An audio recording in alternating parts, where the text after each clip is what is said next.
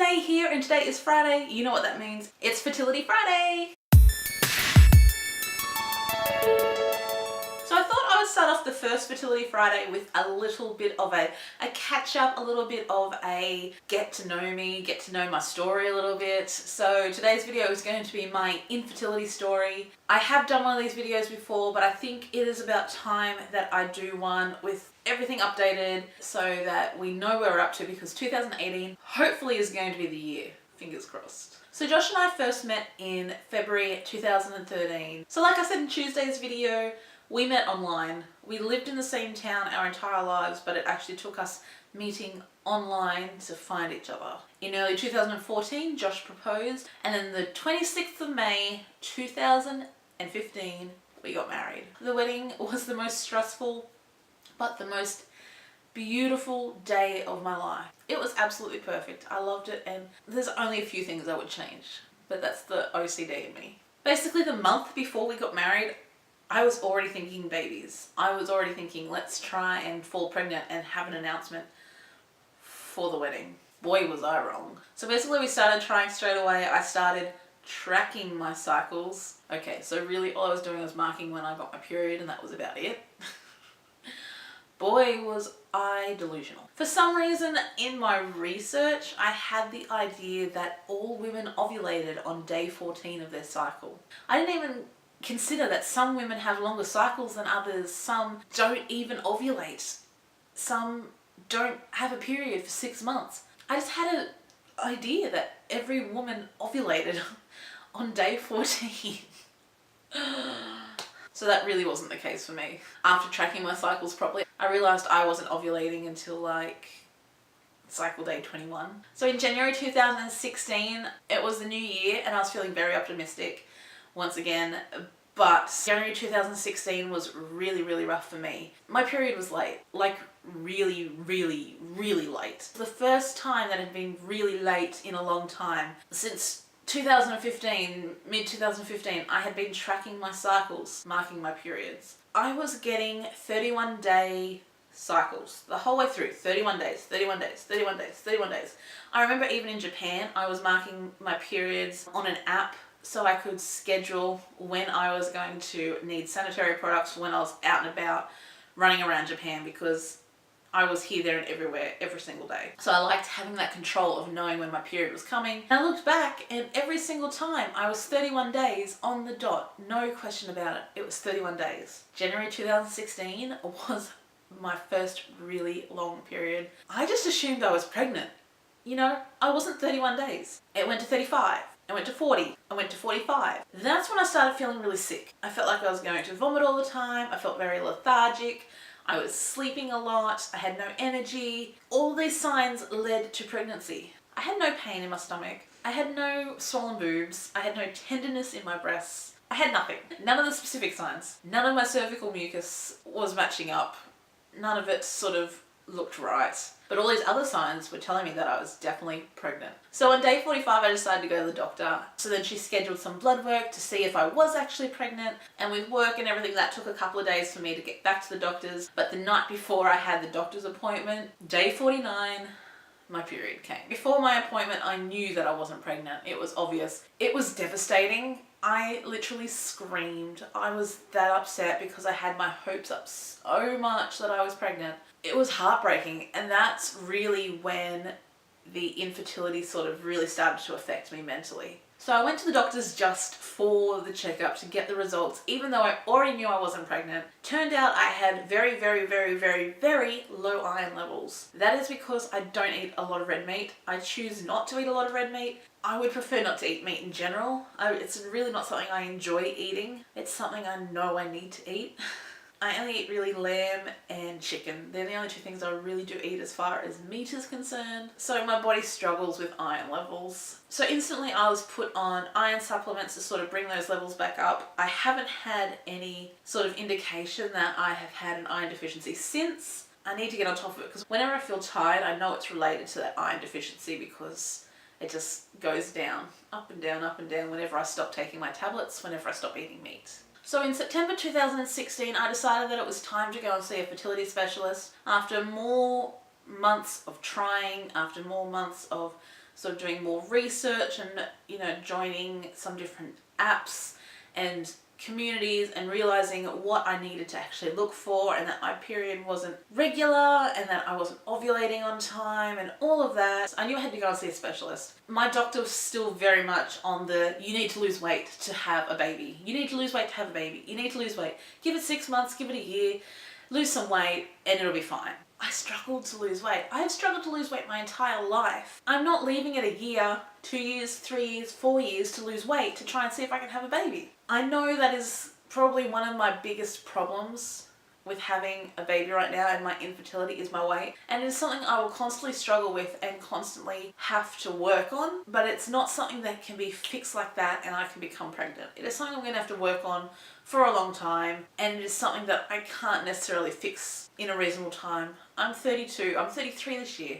I want to fall pregnant. So she eventually referred me to a specialist, and it was so exciting. I thought this was going to be the answer. I thought this was going to be the solution to all of our problems. I thought she was going to sort it out for us. We ended up seeing a specialist in Pindara Private Hospital. I thought she was amazing. She was so nice and so lovely, and she probably is really nice and really lovely. I just feel now, looking back, she probably wasn't as experienced as I would like. I tend to think that a lot of these specialists sort of treat people as a generalized group.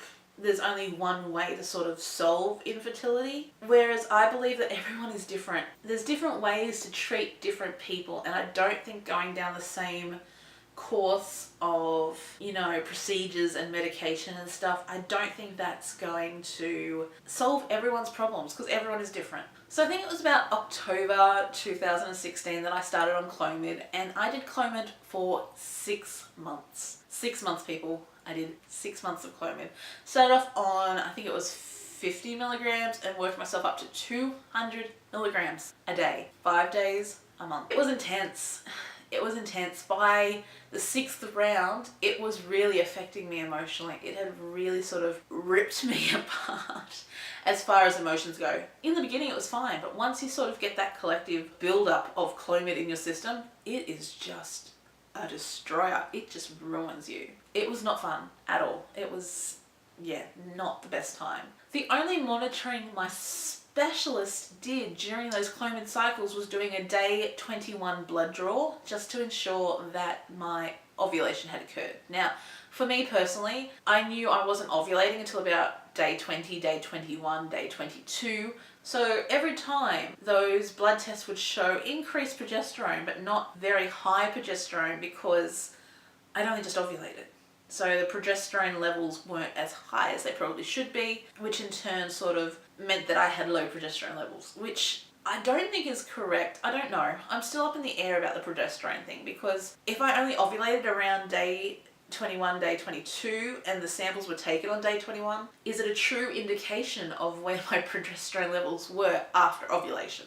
So the only good thing to come about in that 6 months was discovering that I was ovulating late. The Clomid was having no effect on that ovulation. I was ovulating around cycle day 20, 21, 22. My cycles, fortunately, had come back to 31 days, which I really enjoyed. That's the only thing that Clomid really did for me, was making sure my periods were on time. That's a benefit there in itself, but it wasn't enough to warrant being on such high doses of drugs. So it was obvious that Clomid wasn't working. In February 2017, so I signed up for a laparoscopy and a hysteroscopy, dye studies and all the like. Went in, had that done, found out I had endometriosis. So the endometriosis was removed from my uterus, cut away. There was quite a bit there. I also had a thickened uterine lining from all the Clomid that I had been taking. I had a uterine scratch where they scratched out all of my uterine lining just enough to leave it so it was healthy. That took a lot to recover from.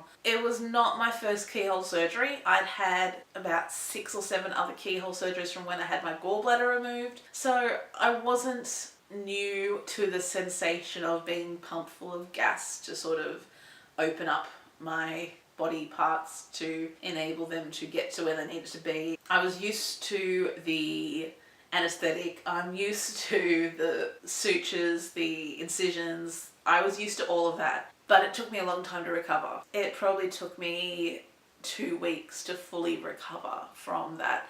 I ended up with a stomach infection from the incision in my belly button. It got severely infected. Also, I ended up with an ear infection from when I was in the hospital and they kept checking my temperature, you know, putting in the ear thing that they do to check your temperature. I got an ear infection from that. Never had an ear infection in my life. Thanks, private hospital, you gave me an ear infection. So I wasn't too impressed with my current specialist, the care I was receiving, and I was still not getting the results that I wanted. After that, I decided to do a little bit of research myself, and fortunately we had heard of a specialist up in Brisbane who was known for more of his Chinese herbs, acupuncture, medicine, that kind of thing. He's known as the baby maker in Australia. He's been featured on A Current Affairs, all those kinds of shows. At the time, he was trading under the name Shen Therapies. Now he is known as Dr. Andrew Orr, and in May of 2017, I decided to go back to my GP, another doctor I don't necessarily like. As you can tell, I don't really have a good relationship with doctors. So when we went to go and see Andrew at his appointment, he did recommend that we see a fertility specialist, a reproductive specialist that he works very closely with, and his name was Dr. Glenn Sterling, and that is currently the fertility specialist that we have now and that we are going to see this Thursday. I'm so excited to go back and sort of get everything started. So excited. So after a few consultations with Dr. Glenn Sterling, working with him, having some scans and some blood tests done, and I figured out a lot of things about myself and a lot of problems that I have. Number one thing that I have wrong with me that I didn't predict is that I have PCOS. My original specialist said that I had PCO, which is just polycystic ovaries. Dr. Glenn Sterling has actually said that I have polycystic ovarian syndrome, which is really shocking because I don't have any of the problems that are associated with PCOS. Apart from now along the line, I have irregular periods, but they're not very long periods. Like, I think my longest period had been 49 days, and that was when I was sick. I don't have any excessive body hair, but I do hold a lot of weight. Now that I look back at it, yeah, I probably do have some of the symptoms of polycystic ovarian syndrome. He determined that I had PCOS. That also meant that I had an insulin resistance, which means I also have high blood sugar glucose levels, which means I'm very close to being a type 2 diabetic. So we need to look after my sugar levels and to lose some weight, and I was very upset about this discovery. I just thought it was all over. I thought that was it, that's the end of it. But Glenn was very, very good. He was just like, oh, all you need to do is go on metformin. And I was originally on metformin with my old specialist, but when we went to Andrew and Glenn, he said to us to go off everything and to start fresh and to do these blood tests as if we had not seen any specialists or anything. So it may have been sort of difficult for my body to cope with that, but it gave both of my specialists a clean slate to look at what was actually wrong with my body without being disguised by synthetic drugs or the like. So to add to the list, PCOS, endometriosis, retroverted uterus, high blood sugar levels, high cholesterol. We need to add another hint. Low iron, low progesterone, irregular periods. Do I have a 10? Yet to be determined. So with all of these problems going on, no wonder I wasn't falling pregnant. So in October of 2017, I started on my first dose of letrozole. We did some internal scans as well, monitoring to make sure that everything was working right, and doing a TSI course, which is timed sexual intercourse for this cycle. Coming into day 6 of my cycle, my follicles and no eggs had started to grow or to emerge. There was nothing in my body whatsoever. Being a little bit worried about that, Dr. Sterling pulled me completely off letrozole, and I was like, well, that didn't work at all. No results. What are we going to do next? So basically then and there, right there in that appointment, he decided that we're going to go into injectables. Injectables! Oh my gosh. Injecting hormones into my body, that is not where I wanted to go. I did not want to go there. I did not want to do it. No. We're not injecting hormones. We're not doing this. Another breakdown. Totally lost it. I couldn't believe that we were actually agreeing to this and actually going to do it. Or that I was going to actually do this. It was crazy. I could not believe that I was ever going to inject myself with hormones every day. Little did I know that 6 days after that, I ended up growing a 15mm or something, some huge size egg from nothing in 6 days. So it's obvious that hormones are the only thing that's going to help me to ovulate on time and to produce enough eggs to have a baby. My body is just not producing them quick enough in order to have nice, healthy eggs. They're producing eggs, but it's taking its goddamn time. Typical. Pretty much, I'm not going to be able to have a child without these injections or without losing weight and being healthy and resetting my body clock. So it looks like we're going to be injecting ourselves with more hormones. So after discovering that I needed these hormones, injecting myself for 6 days, going back for another scan and finding the results and that I had a very healthy egg, we triggered my ovulation and had sexual intercourse and timed it all, still no baby. We decided that in November and December and January, we were going to take a break. I needed a break. After 3 solid years of trying and going to specialists, seeing different people and trying different things and having sex every single day, having sex only around my ovulation, blood tests and operations and surgeries and injecting, I just needed time away. I needed to not think about my period. I needed to not think about my cycle. I needed to not shove a thermometer in my vagina every single morning. I needed to not worry about what consistency my cervical mucus was. I needed to not worry about when we were going to fit in sex between work and family life and helping my sister out and everything. I needed a break. And then I got really, really sick for maybe for 3 weeks or so. I had the most chronic cold, flu, everything. It was almost a month on and off with flus. And then I had the most colossal period of my life. My cycle was 49 days long. Same as what it was back in the January that I had the low iron problem. My hips were hurting. I just had the most heaviest period of my life. It was revolting. And then 2 months later, I had the best period of my life. It's really random. But yeah, last month I had a 29-day cycle and ovulated around day 14, day 15. Unbelievable. So excited. And that all came down to eating healthy and exercising for 2 weeks. That's all I did. And I got those results. This month, I had a 33-day cycle and I had the most horrendous pain. I have a feeling my endometriosis is back and I'm going to need another surgery. I had big clots in my period. I had so much pain. I was very emotional. I had goosebumps all up my arms. All I can say is thank you so much to Shay at work because I don't know what I would have done without you, girl. Honestly, I was in a really bad state and I've got tears just thinking about it now. I was in a very emotional state and I just needed someone there and she was there.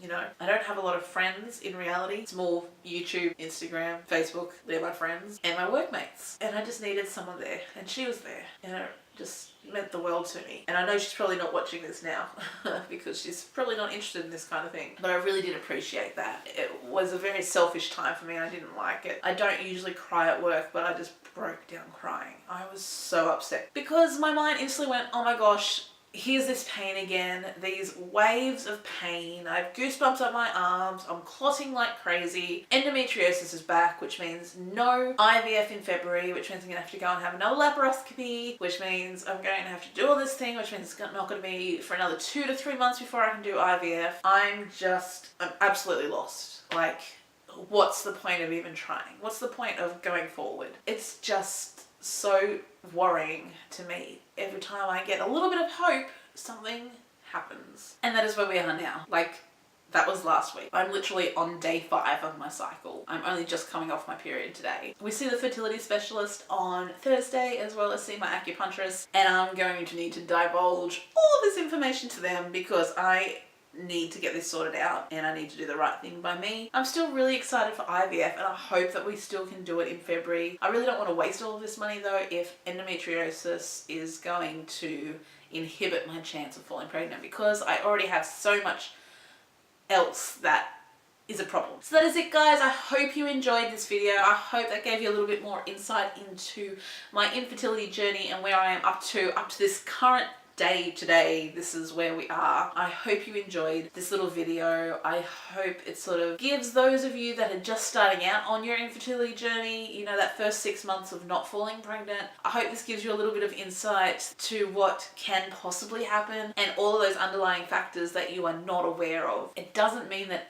it's all going to happen to you. It doesn't mean that these are your problems. Everyone is different. Everyone has their own problems. If I can just create these videos and prepare you guys at home for the possibilities that could occur when trying to conceive, when trying to have a baby. If I can tell you about my mistakes, if I can tell you about what didn't work, if I can tell you about what worked, if I can shed a little bit of light, even to those of you who aren't trying to have a baby, if I can just bring some awareness to this, then I've done my job. Even if I don't ever fall pregnant, if I don't ever have a child, at least I've done my job. And I can feel comfort in knowing that my video has made some impact on others and some impact on how you view your own infertility. I always wondered when I would watch some of these videos on YouTube, how do people really deal with infertility? How do they get around this mental, like, you're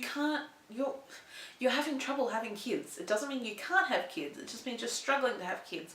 How do they deal with this month in, month out? Negative pregnancy test after negative pregnancy test. How do they deal with it? You just deal with it. You just cope. You just keep on going. Do what you need to do to get to where you want to be. And that is the only thing that has kept me going. It's the only thing. So don't ever give up. Don't think it's too hard, because you won't know unless you give it everything you've got. Like I always say at the end of these videos, if you are struggling to conceive, if you are having trouble trying to have a baby, I would love to hear from you. Please leave me comments down below. I would love to sort of get to know a few people that are struggling with infertility, trying to conceive, going through IVF, because that is ultimately what I'm going to have to do to have a child, is go through IVF. I would love to get to know you. So please comment down below in the description. If you have a YouTube channel, let me know. I would love to check out your channel and your vlogs and all of that. If you're not and you still got something out of this video, leave me a comment down below. I'd love to hear from you. I did warn you there was going to be talk about periods and blood and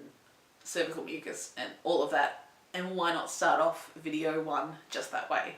That's all for today. Thank you so much for watching, guys. Don't forget, if you haven't seen any of my other videos, I do have a 2018 playlist down below on my channel, so be sure to check that one out. If you just want to keep up to date with either Fertility Friday, Weigh-In Wednesday, Me, Myself Monday, any of this particular themes, I do have singular playlists for each one of those days also over on my channel, so don't forget to jump over and check those out. Love you all, guys, and I will see you all next week with another video.